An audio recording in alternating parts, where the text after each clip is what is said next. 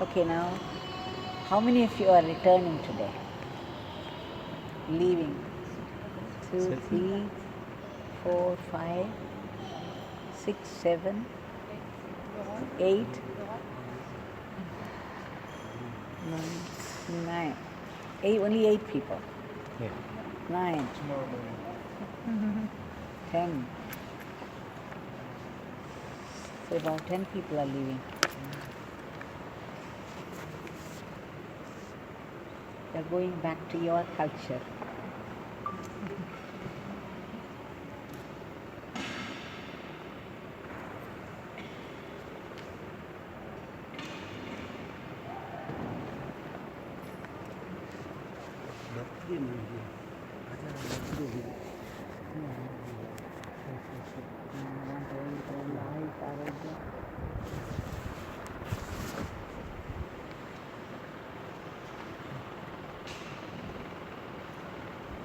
What do you think you have gained here in your 15-day stay?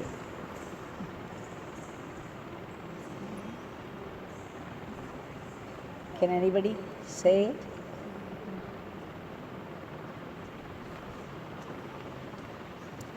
Peace. Peace. Lot of love. Plenty of love. Yeah. So there's peace and joy. Now why? Why is it? Because we are able to connect with God. It's because we are able to connect with God, we have felt this peace and joy. And this peace and joy is our very nature. Our real nature is one of peace and joy. So what do we do here? Simply chanting the name, and then a little satsang, and then questions and answers,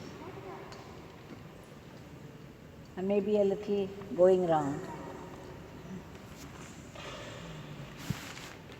Of course, India has an atmosphere, and in India, Tiruvannamalai is very special, and there's a very high energy there, and still higher energy inside the ashrams.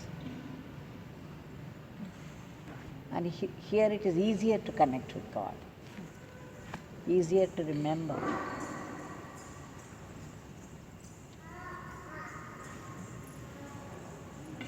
So how will you continue this inspiration? Everything is possible only if there is inspiration. Inspiration is grace. If there is grace, there will be inspiration. If there is inspiration, there will be sadhana.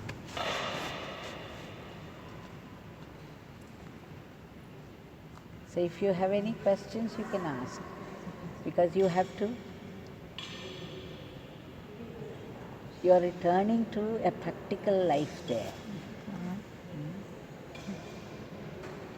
Once when I was going on my way to Chennai, Swami said, "You are going to Chennai? Chennai is full of bad vibrations. You can go to Chennai." Because a place is only people, and people means thoughts. And the thoughts create vibrations, their own vibrations, and that will stay put in the atmosphere. And any weak mind with latent tendencies will connect easily with the outside vibrations. And that's how the temptations come. And yielding to temptations. So you have to brave it up. Strengthen yourself against all these attacks.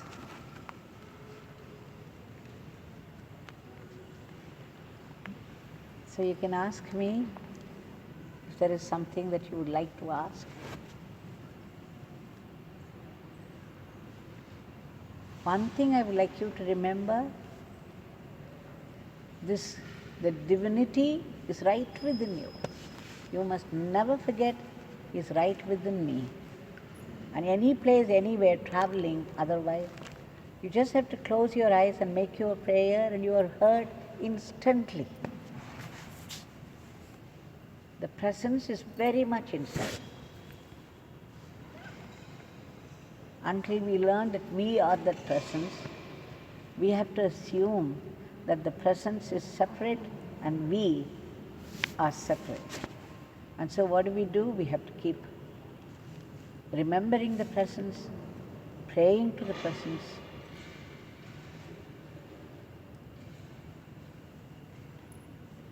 through love, seva, and chanting, and remembrance. Very simple. You see one thing, Bhagavan always told me, no matter what sadhana you do not expect anything out of it. You just do the sadhana because you want to do it for the love of God. Don't attach yourself to the end results because they are not in your hands. And what's more, only if it is meant for you, the experience will come. If it is meant for you only to pursue the sadhana, just go on doing it. Unmindful of adversities, unmindful of what the results will be. Then, most of the time there is peace. It's only when we begin to expect things from people and from our sadhana, from this and that, we get agitated. We go through the pairs of opposites, joy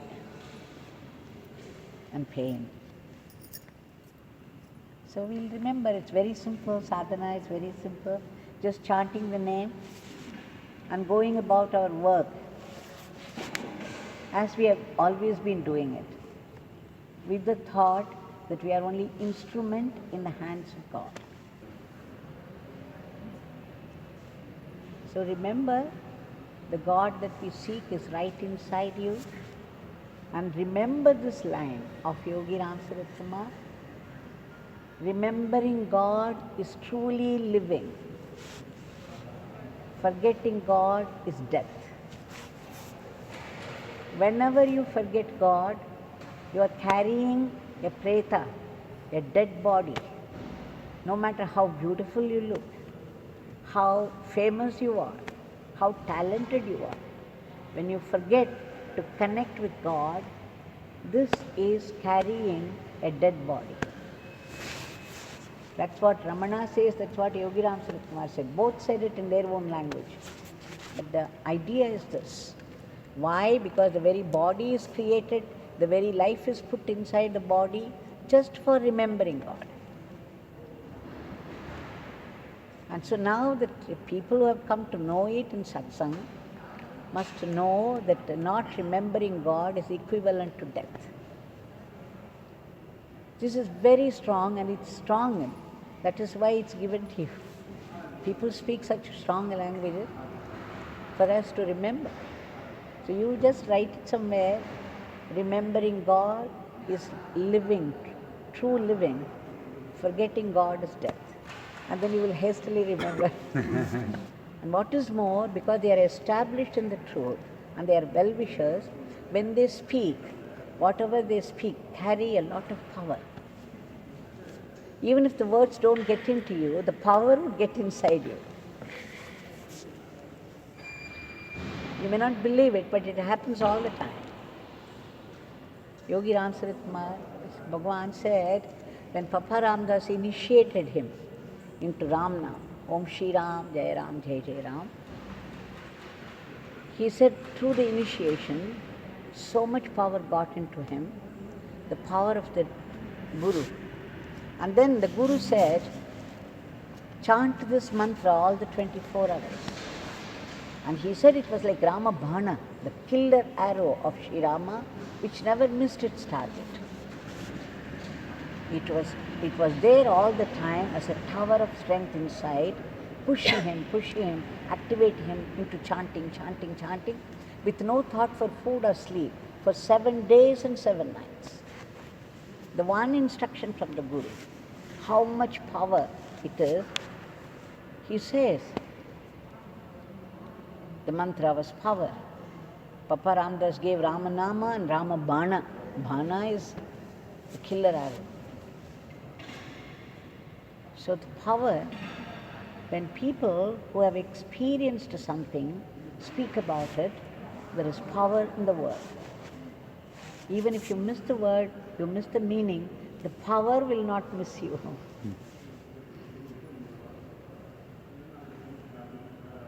It gets into us. And sometimes, when we most need it, suddenly some words will spring up.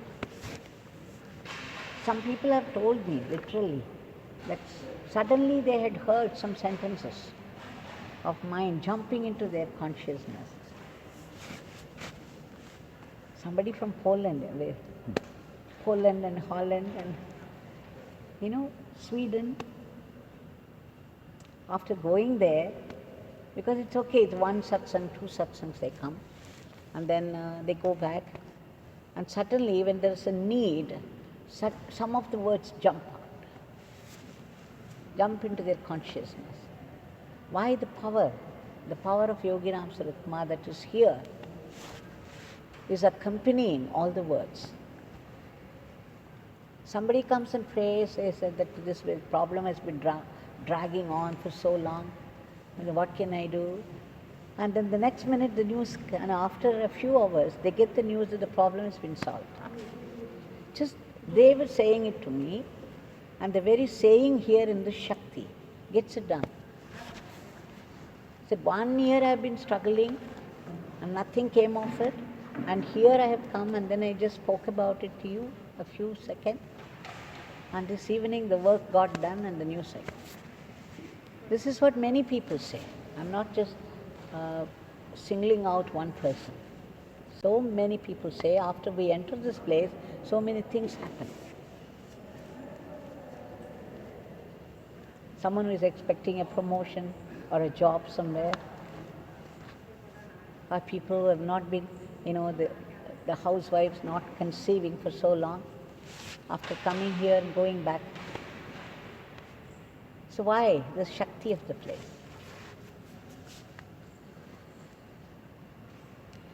So remember, after you go back, whatever life that you have to lead, or you have already been leading, you have to continue the same thing. Only remember, as soon as you get up, first thing in the morning, thank God you are still alive. Thank God you are still healthy. You are still able to see, you are able to hear, you are still able to move about. This moving about, you really have to thank God. There's a story I have mentioned before, that a man 70 years old, suddenly something went wrong. He was unable to pass urine. How many of us even think about it? We casually go to the toilet and come back. We don't even stop to think about it. It's so casual. But then this man was also like that. 70 years, he was still very healthy. And suddenly something happened one day. He was unable to pass urine. And then there was this bloating, and then he had to be rushed to a hospital. And then they had to do some operation, this and that. And after he came out, he got discharged from the hospital. There was this bill from the hospital running to several lakhs. And the man started to cry. Everybody thought it was a big fat bill, and that's why he was crying. He said, no. I was just thinking that just once I was unable to pass urine, so I had to be rushed to the hospital. And after they set it right, they have given this bill. Now up till this moment, this 70 years, I have been so healthy, I have been going to the toilet just like that, never gave a thought to it. And God did not charge me anything for that. I never got a bill from God. Now once something went wrong, and see such a huge world, and what amount of pain I had to go through. So you see, the very health is God-given. So the first thing you have to acknowledge is all the blessings that are already given to you. Your very health, your very life, you owe to Him. Your sight, you owe to Him. Your free movement, you owe to Him. So just thank Him for all the blessings and say, God, please be with me all through the day, in my every action, in my every thinking. Please be with me. And let me remember that it is you, through me, are doing all the actions. That you are the real doer. That I am the doer is a myth. Just tell Him and say, express your gratitude to God. This attitude of gratitude plus remembrance of God some way or the other. Mostly chanting the name is easier because even in a crowd you can chant. When you are alone you can chant, in a crowd you can chant. While doing work also, doing the household work, while cooking. Even working in the office you can chant, but then it takes something more. So chanting the name and remembering that we are only instruments, because remembrance is sadhana. Whether it is self-inquiry, whether it is meditation, all that we do in all this is only remembrance. If you do it deeply, you call it meditation.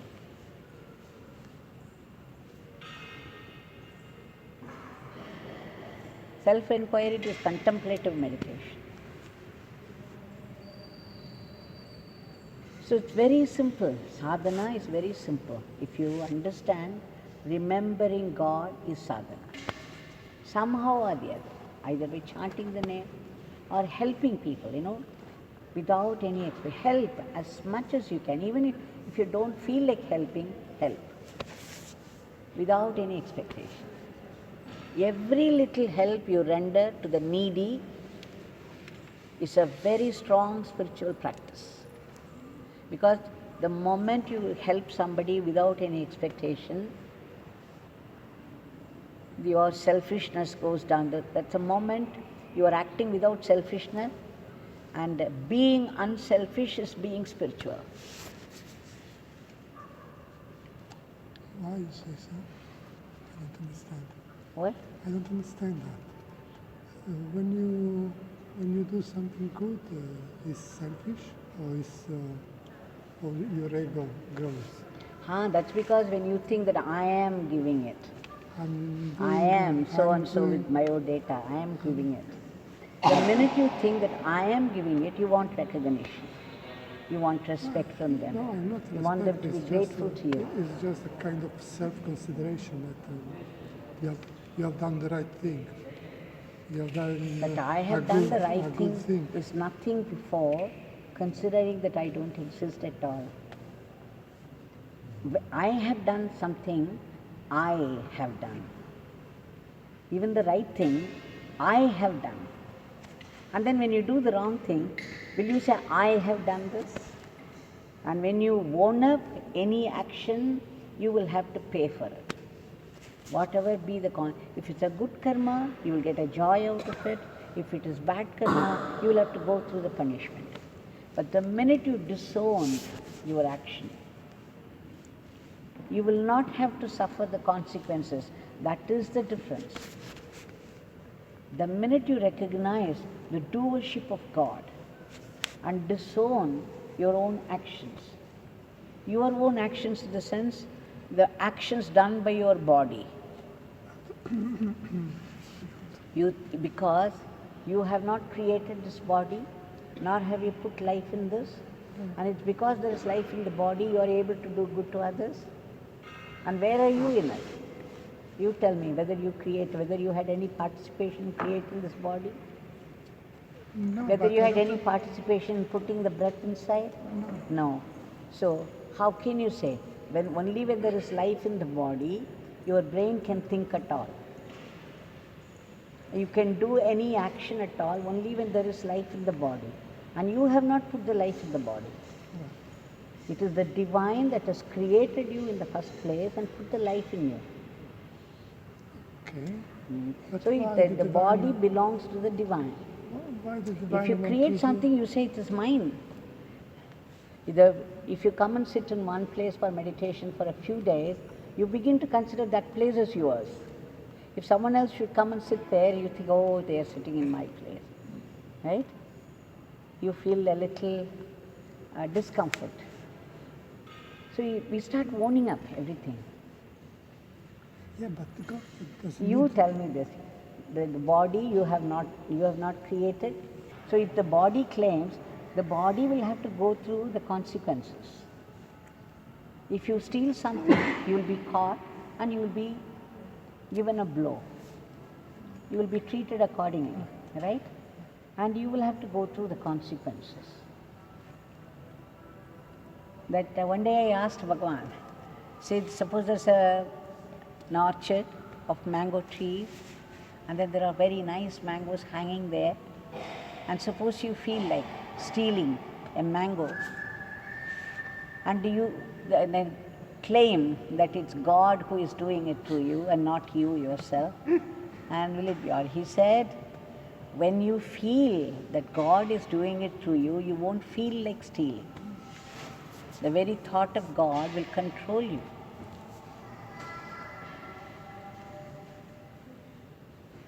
He said that. The minute you think that God is inside you and He is activating you into your very role play, you will not feel like stealing. See, when Ravana was desiring the Sita for her beauty all the time, and the Sita, a divine woman, very devoted to her husband, so she would not yield. And Ravana was very frustrated, angry. He felt like killing her, but he could not bring himself to kill her because he desired her so much.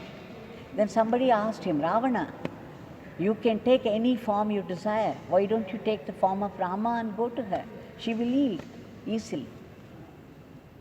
He said, you think I have not tried it? I assumed the form of Rama. The minute I assumed the form of Rama, the feeling that I should have Sita left me. I could no more desire Sita.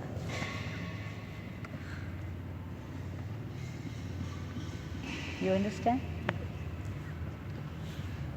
There was a sannyasi, a very good, austere sannyasi, who went to a palace.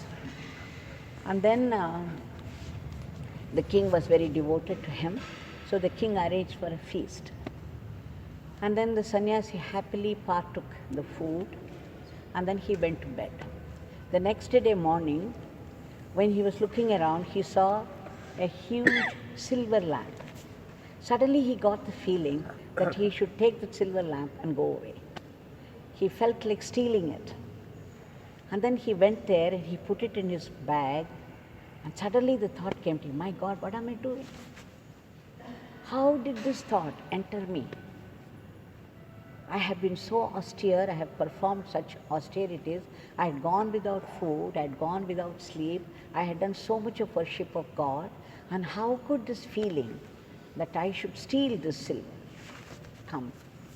And then he called the king, he said, O king, I accepted the food from you, and I never cared for money. And today, staying in your palace, I felt like stealing this lamp. Now I would like to know something. Who cooked the food yesterday? And then they would find out that the cook was a great thief, that he was doing a lot of stealing, and that he was also pretending to be nice to the king, so he was allowed to perform in this palace. And then the sannyasi said, I took just food only once in your palace, and I got this thought. That is why the food, you should not take food anywhere and everywhere. You should be very careful. Each one, if you just sit here and get up and go, you leave your vibrations there. They are the vibrations of your thoughts. If you are a wicked person and you have done so much of stealing and killing, people of sattvic quality cannot go near. They would know instantly what kind of man is that. You just have to sit in a chair, get up and go. You leave your impressions there. Your thought forms are there. See, that is how influential. That is why you people are afraid to go back to the West, because there are people, with a different culture altogether. They don't have your faith. They don't have your involvement with God. They create a philosophy for their convenience. So I'm saying, the minute you think that you are doing it, you will have to pay for the consequences. You understand? Now, this ego is so natural for us. The desires are so natural. So we live in fear. We live in anger, fear, hatred, enmity, jealousy, desires all the time. But it's like seeing things in semi-darkness. When the light of God gets into you, you will see a completely different picture. You will see only Him in everyone, in everything.